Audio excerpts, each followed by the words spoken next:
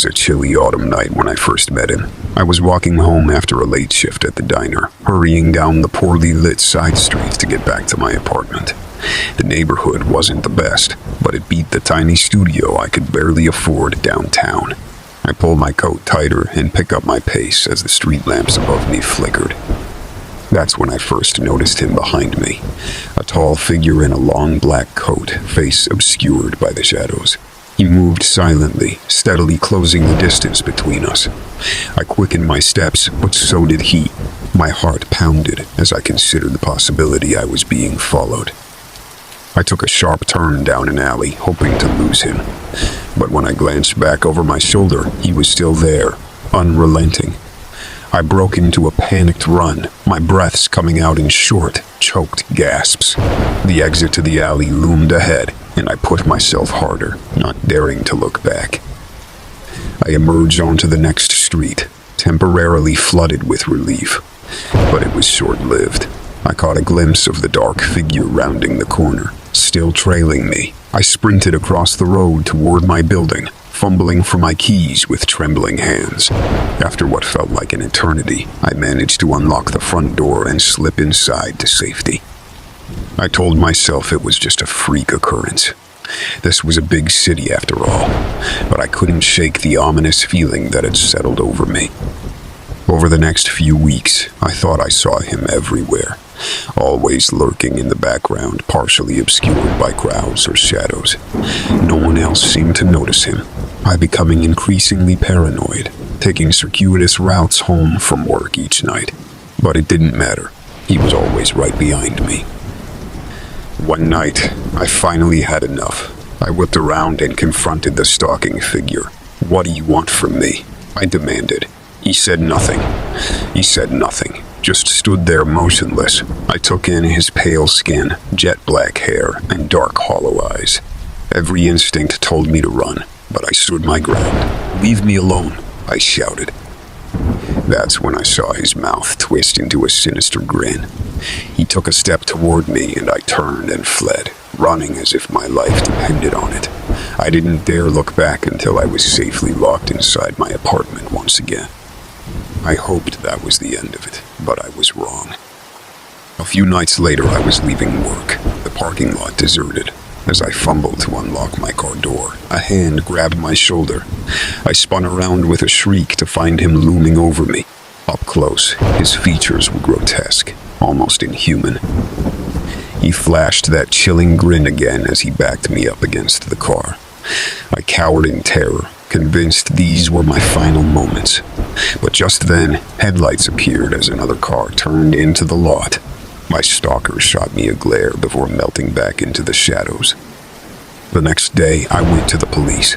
They listened with concern, but could do nothing without evidence of an actual crime. I wondered if I was losing my mind. My few family members, I told, wrote it off as female paranoia. But I knew this was real, and I decided if the police couldn't protect me, I'd have to protect myself. I started taking kickboxing classes at the local gym, practicing my punches and kicks every night. I brought pepper spray everywhere I went. I even bought a stun gun online. I was always alert, always ready for him to appear. One night, as I was walking to my car after class, there he was, waiting for me. My hand tightened around the stun gun in my pocket. As he lunged toward me, I thrust it into his chest and pulled the trigger. Electricity coursed through him, and he seized up, then hit the ground with a heavy thud. I stood over him, shaking. For the first time, I felt powerful instead of terrified. As I looked down at his unconscious body, I knew he wasn't just some random creep. He was a real monster who had fixated on me for reasons I didn't understand. I considered calling the police again, but I knew they still wouldn't comprehend the gravity of the threat. I dragged him to my truck and drove him far outside the city limits. In the woods, I dug a shallow grave and rolled him into it. As I buried him alive, I thought I heard him sputtering faintly beneath the dirt, but I didn't care. I patted down the last shovelful of earth and left him there to rot. These days I feel free again, no longer haunted by those cold, menacing eyes around every corner. Sometimes I wonder if he's still down there, struggling for breath in his makeshift coffin, waiting to come back and torment me once more. But that's a worry for another time. For now, I'm just glad I can finally walk alone at night without being afraid of the shadows.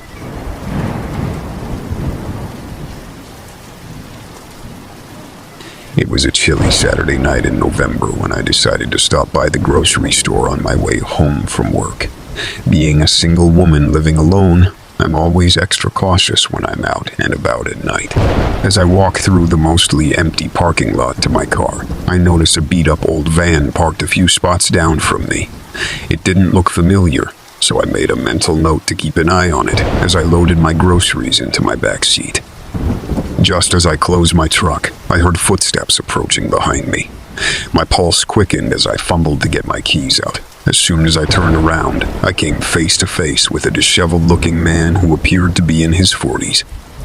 "Hey there," he said with an unsettling grin. "Need some help with those bags?"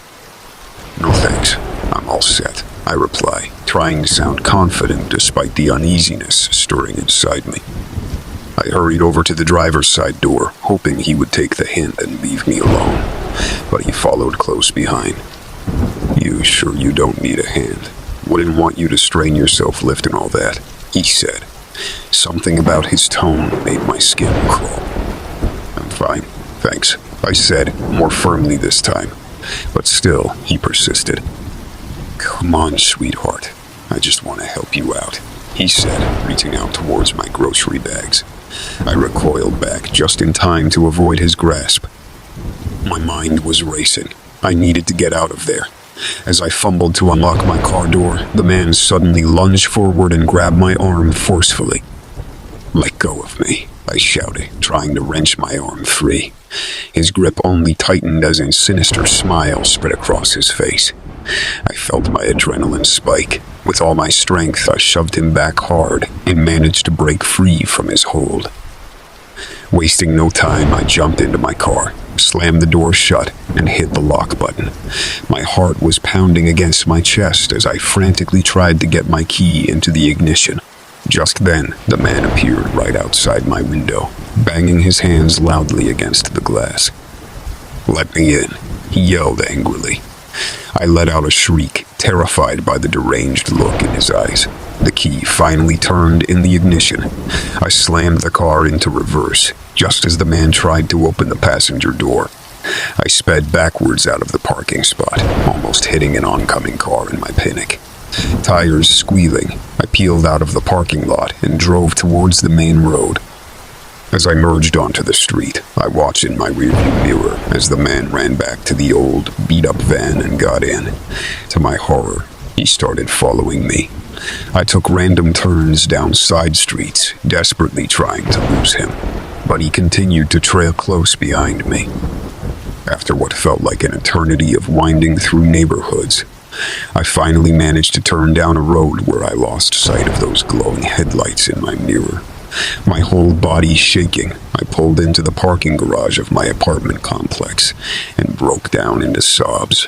I don't think I'll ever be able to go grocery shopping again without looking over my shoulder.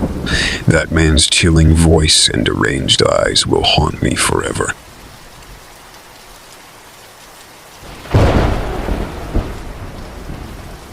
It was a cold, dreary Saturday evening in November when I decided to go for a walk to clear my head. Work had been stressful lately, and I just needed some fresh air and alone time. I should have known better than to go out so late, but my neighborhood is usually very safe and quiet. As I strolled down the dimly lit sidewalk, I couldn't shake this uneasy feeling that someone was watching me. I glanced over my shoulder a few times, but didn't see anything suspicious. Still, I couldn't ignore the prickly sensation on the back of my neck, like unseen eyes tracking my every move. I picked up my pace, hoping to get home sooner rather than later. The streetlights overhead cast an eerie glow on the empty street. I didn't see a single other person out walking, which was odd for a weekend. I started regretting my decision to come outside as the shadows seemed to creep in closer. Just then, I heard footsteps echoing behind me. My breath caught in my throat when I turned and spotted a tall, lanky man in a long black coat following about 20 feet back. Something about his stiff posture and slow, deliberate gait instantly set me on edge. I averted my gaze and focused on getting home, listening intently to see if his footsteps continued to tail me. Sure enough, a few moments later I could hear the click of his shoes on the concrete growing nearer. I was still at least 2 blocks from my house, and there was no one else around I could call out to for help. My mind started racing, wondering if I could make a run for it, or if that would spur him into attacking me. As the man closed the distance between us, I noticed from the corner of my eye that his face was obscured by the hood of his coat. All I could see was a pale chin speckled with stubble. I increased my pace as much as I could without breaking into a sprint. The hairs on my arms prickled when I realized his footsteps matched my speed exactly. It was like he was purposefully staying right behind me, herding me along towards some unknown destination. In a moment of desperation, I decided to cross to the other side of the street, hoping it would shake him. My shoes slapped loudly on the asphalt as I hurried across, not checking for cars in my haste. When I reached the opposite sidewalk, I risked a glance behind me. My throat constricted when I saw the hooded man was crossing as well. His head bowed at an odd angle as he steadily pursued me. By now, my heart felt like it would beat right out of my chest. I abandoned all pretense and broke into a run, sprinting as fast as my legs could carry me to get away from this bizarre and frightening individual. I nearly twisted my ankle as I raced around a corner, not daring to look back and see how close he was. The freezing air burned my lungs as I gulped down panicked breaths. Suddenly, I collided with something solid and nearly bounced backwards onto the ground. I cried out in alarm, bracing myself for an attack. But when I lifted my gaze, I realized I had just crashed into a gruff, heavy-set man walking his dog on the sidewalk. My eyes darted around frantically, but the hooded stalker was nowhere in sight. The man gave me a strange look and asked if I was okay.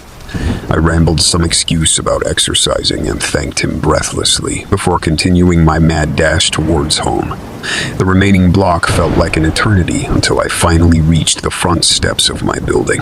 I scrambled up them as fast as I could, slamming the door behind me and locking it securely for good measure. I collapsed against the hallway wall, shaking with adrenaline and gasping to catch my breath. I could hardly believe what just happened. Who was that twisted individual that seemed intent on hunting me through the shadows? And how had he vanished so suddenly when I hit that man walking his dog? It was like he had melted back into the night as seamlessly as he had appeared. After that horrific experience, I vowed never to walk alone at night again. Even in the comforting light of day, I can't help glancing over my shoulder whenever I'm outside, half expecting to see that ominous hooded figure lurking in the periphery. I worry one day he'll reappear to finish whatever twisted game he had planned for me. But until then, I take solace in the safety of my home, keeping the lights burning brightly to ward off the sinister darkness and the strangers that dwell within it.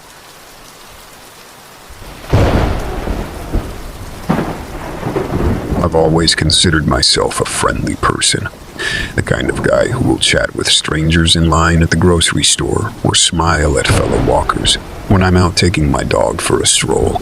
But after the events of last month, I don't know if I'll ever look at strangers the same way again. It started with just a typical run to the corner store. I needed to grab a few things for dinner that night, so I put on my shoes, grabbed my wallet, and headed out the door. It was late afternoon and still light out. I figured I'd be in and out of the store in 10 minutes tops. As I walked down the sidewalk, I noticed a man up ahead heading my way. He was older, with scraggly gray hair and worn-out clothes that looked like they hadn't been washed in weeks. He was mumbling to himself and gesturing emphatically with his hands. As he got closer, I felt a twinge of apprehension, so I gave him a wide berth, crossing to the other side of the street. Once inside the store, I grabbed a handbasket and went down the aisles collecting items as quickly as I could. The man's image still lingered in my mind, and I found myself glancing repeatedly out the windows to the street. As I stood in line at the register, I looked outside again and felt my heart nearly stop. There he was, standing on the sidewalk right in front of the store entrance. He was facing the door, still mumbling and flailing his hands. My palms started to sweat, and my mouth went dry. I considered staying in the store until he left, but who knew how long that might take?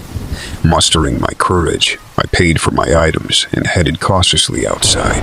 The man spotted me immediately, and his eyes locked onto mine. "You!" he shouted. "You need to listen!"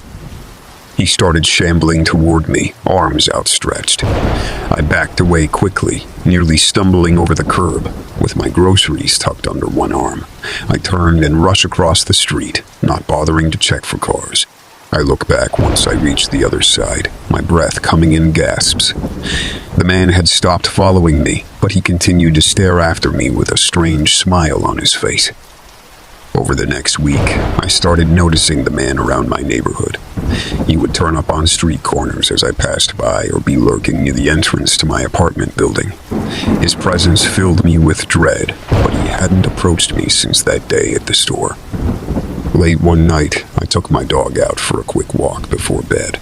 It was foggy and dimly lit outside, but she really needed to go.